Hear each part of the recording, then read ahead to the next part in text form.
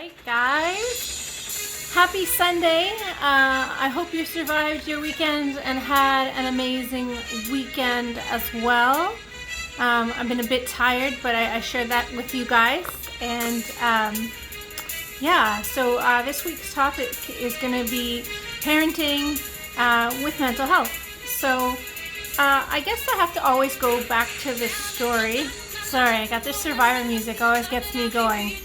I haven't heard Destiny Child so much before in my life, but it's so fitting, right? Because when you have a mental illness, you're fighting. You're fighting with everybody. You're fighting with your loved ones. You're fighting with yourself. You're fighting with your spiritual person. Anyone. Like, you're just always in a state of fight mode. So that's unfortunate, but we are survivors, and we have to always remember that first. So I wanted to talk about what happened after I woke up from the hospital. I had a bunch of people around me, and I was handcuffed to a bed. That's standard protocol for here. I'm not sure if it is in Ontario, but I know that it is here. And I woke up not knowing really what had happened. I didn't remember that I had taken all the pills. I just knew that I was alone. And then this lady was there. And it was the first time that I was ever given access to any community care individuals, social workers, outreach workers, crisis interventionists. So it was the first time. And she stayed at the edge of my bed. And I don't know what it was, honestly, about her, because I literally was in a fit of rage. I was telling everybody to fuck off. I wish I would have handled that situation better, but that's just, I was just so out of it. And I was scared, so that's just the way I behaved. But with her, I didn't swear. I don't know what it was. She was just like this glowing force, like at the edge of my bed. And, she was like, well, we're friends now, funny enough. And I don't recall these stories that I'm telling you. It's just stories that I've been now asking about. One reason is because I've just been scared to hear everybody's perspective on it. And I don't know if I'm equipped to like kind of deal with their feelings about what had happened, and I don't know. I don't know. I just don't know, and I get all weird about it because I honestly I just don't know. So, anyways, if you guys are looking into the video and looking at my hair, that's like all crooked.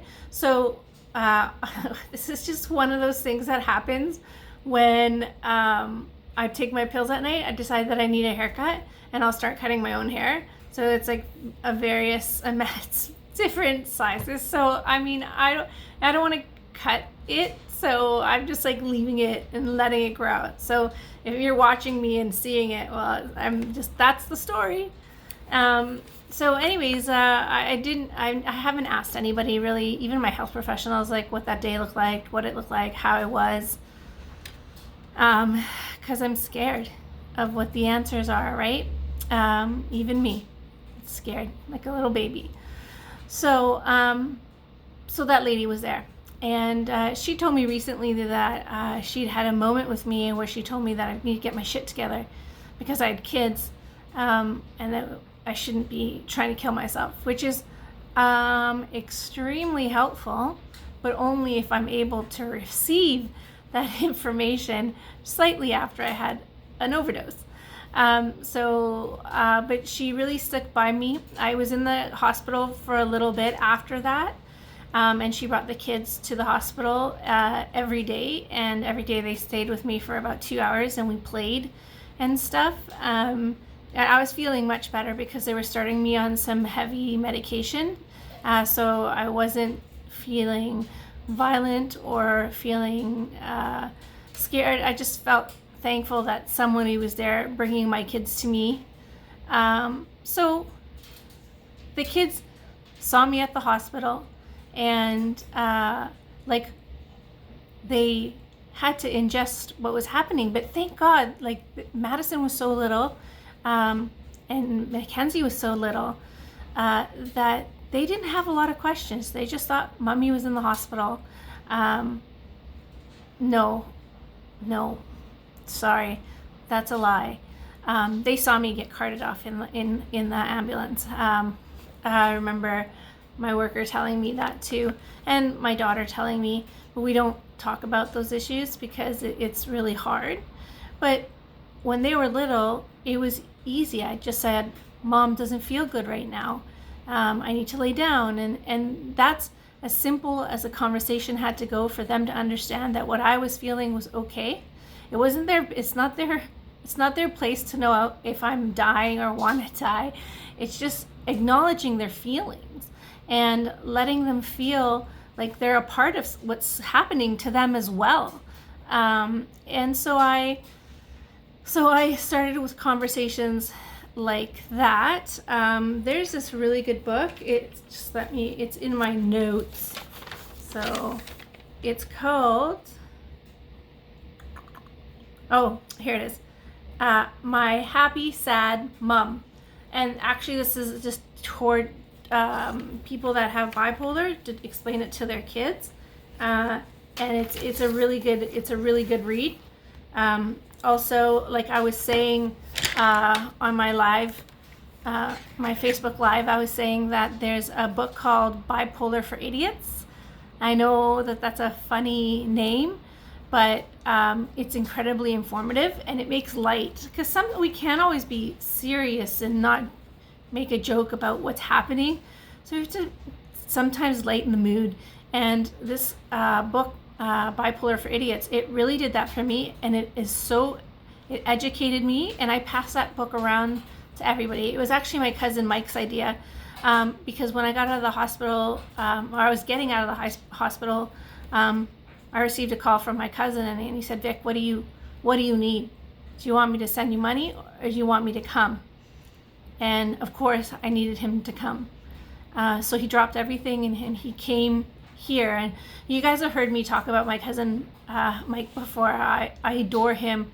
And one of the reasons why I adore him is because he would drop everything and come to be here with me.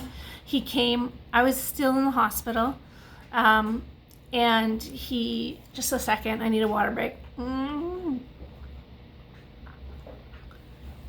I left him a list of chores he had to do in cooking and taking the dog out for a walk. And he did it like a champion. So again, like support. And when you're talking about your kids and support, that is so important for them. Thankfully, my outreach worker, while she was bringing the kids to see me, they were seeing specialists too. And that really made it, and right away, and that's extremely important. Right away, those services were dispatched to the girls because of this worker, and I think it made us extremely strong as a foursome, because it's sad to be a grown-up and have to lean on your kids. And my oldest would have been in grade 9 or 8 or 9 at that time, and it's a horrible thing for them to have. But I wrote down some key points. So if you have a kid and you're feeling like you have mental health issues and you're struggling, and now your kids are noticing, that is a first sign. When they're noticing, then it's time to have a conversation. So keep your kids in the loop with clear and age-appropriate information. That's how we do it, right? If you do it any other way, it might be overwhelming, and it might be something that's actually scary. But your child is 100% already feeling anxiety when they've seen their parent be rushed away in ambulance, or if they're just seeing a parent just always not engaging. They're so smart. And then, so also answer their questions. You owe it to them to do that. You owe it to yourself for that and for them to have it, because otherwise they're going to hear information from other people about this scary thing, and it doesn't have to be. All we have to do is talk about it. Be honest about your medication. So this is 3 weeks, 4 weeks of medication that I get. It's really important to talk to kids about your medication because this is lethal to them, right? Not to touch this, not to go anywhere near it. You need to keep it away from them. And they need to know you need medication, and they need to know that they need to be safe around your stuff. So like I said, for me, it's just easier to package when they were little, package it away, and and then they probably have more questions about medication and stuff like that. And the way I approach that is just very honestly, and it's just, mommy needs medicine to feel better, and that's all. That's good enough.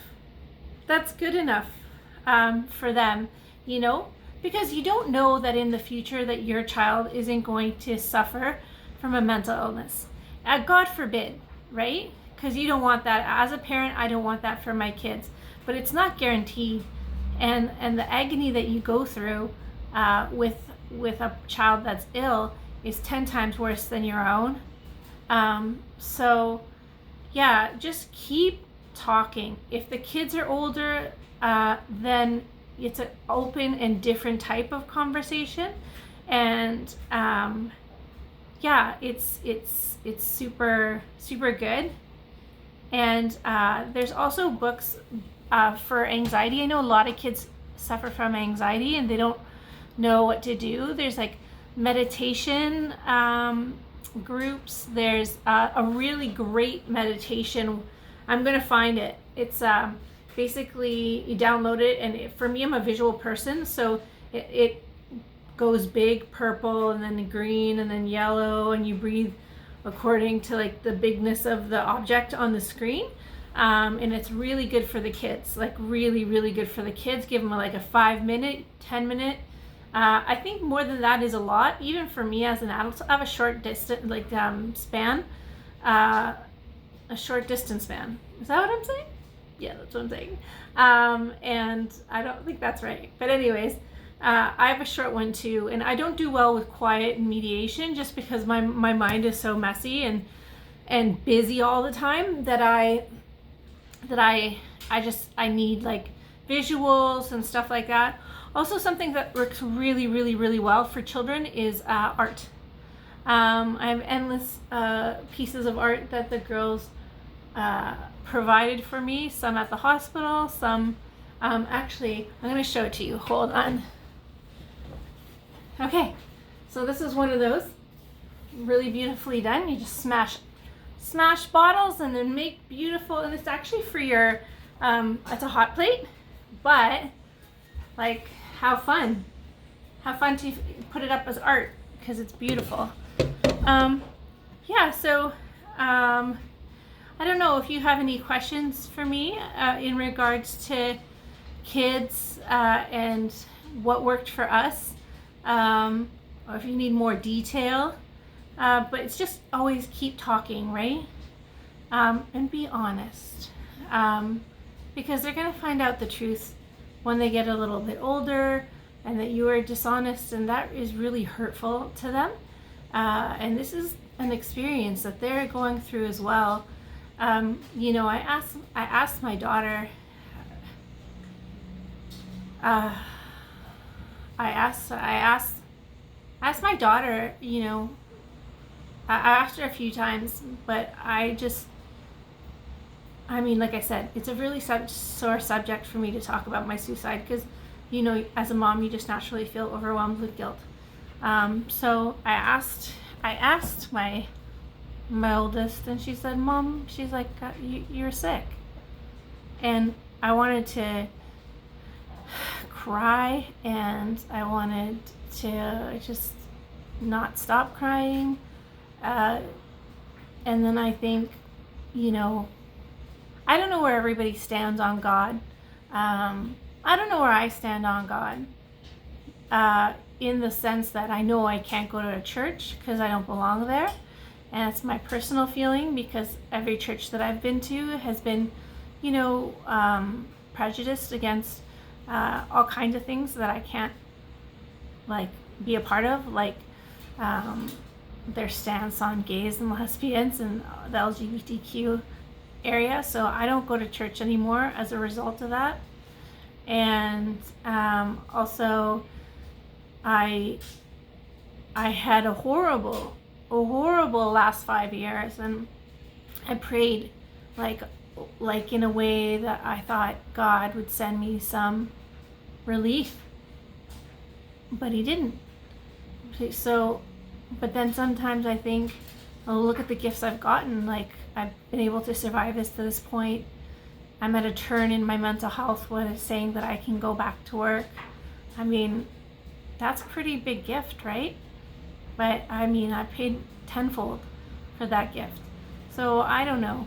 You can say that it's a blessing or it's not a blessing, but in that case, for that one thing, it's been a blessing to have kids that are so loving and attentive.